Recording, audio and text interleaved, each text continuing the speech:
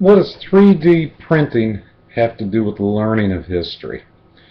Now, on the surface, this seems like comparing apples to oranges, and it really isn't. What does the advent of 3D printing have to do with the learning of history? It is History is something that I haven't talked about before on these YouTube videos, but I want to talk about now because my degree in secondary education was primarily in history, and history has always fascinated me, and it may not fascinate you at all, and that's fine. But let's talk about how something like 3D printing, something that appears very futuristic, even though it's in the here and now, what that has to do with the learning of history, and why it is very important to become a diligent history student. Here's what it has to do with, is if you know history, then you can make reasonable projections as to where something goes. Now, you can't know the future. Only God knows the future. None of us do. However, you can look at what has happened in the past, and despite what it says on stock prospectuses, past performance is no indication of future results. The fact of the matter is that as humans, one of the few things we have to go on are past performance and projecting that into the future. And that's a very important part of studying history and connecting up with things like 3D printing. Now, let's go ahead and look at some other technological breakthroughs and how important that is to keep in mind the impact of that, how things have worked out historically, and how that's going to be tremendous guidance for you in your education and knowing what educational channels or paths you choose to pursue. So let's look at a couple of examples of technological breakthroughs that really changed a lot of things. The steam engine. Now, looking back at from 2013, the steam engine seems like a so-so type of invention. What was the big deal about that? What it did is it really revolutionized transportation. It made railroads much more feasible. The technology of steam kicked in high gear the growth of factories, the growth of industry, the growth of transportation. And when you have a technological breakthrough like that, the ripple effect, the opportunities that come out of it are really astounding for those who are well educated. And well educated means not only knowing the criteria, trying to get myself reasonably centered in this. For knowing the criteria where you need to be measured right now, this is the importance of things like SAT and ACT, because this gives you the ticket to get you started in your education. But you need to be able to project out to avoid future unemployment, underemployment, and to be able to seize opportunities, have those carpe diem moments.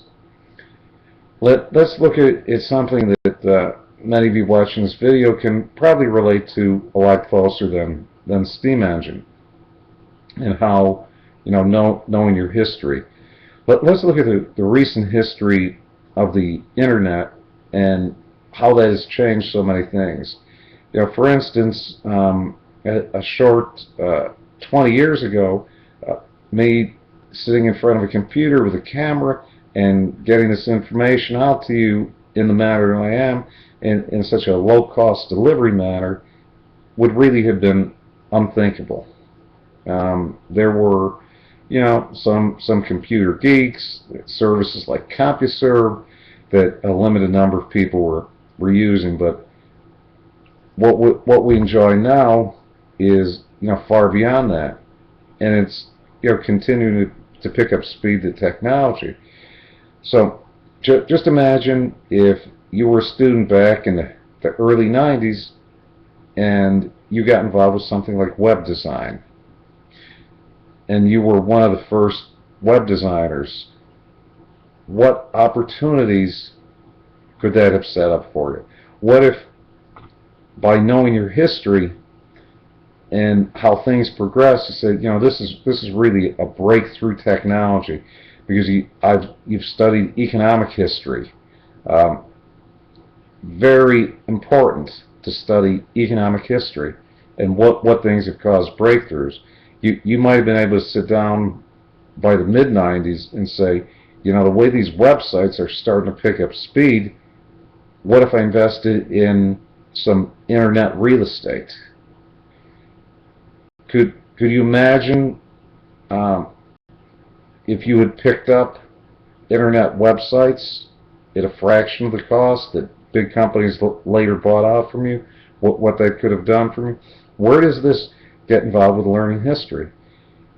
If you knew your history and you studied the economic history of railroads, you studied the Industrial Revolution, you studied it in minutia, you could project outward and know where to go with your education. So you who are watching this YouTube video right now, if you think about 3D printing and are able to project that forward because you've learned your history, you've learned lessons from it, just imagine what you can do with that. One great thing to help you along is historical fiction. Reading historical fiction can move you along in those lines. Another thing is just being able to visualize in your mind, what technology like 3D printing can bring about. Being able to manufacture your own house, manufacture your own car. These are not far-fetched things at this point. It may not be something that you or I would be able to do tomorrow, but the empowerment, the liberating influence that will have on our life, the freedom it can bring to you by knowing that you don't have to be dependent on the whims of the marketplace. You can insource these things in your life instead of outsourcing. Do I know where these things are going to go? No, but I know that the study of history gives great clues, and so much of that is learning the importance of how things in the here and now are connected up with history. I hope you found this interesting, and I look forward to answering any questions you may have. My name is Darryl Hold. You can reach me at tutorpro88@gmail.com, affordable-tutor.com.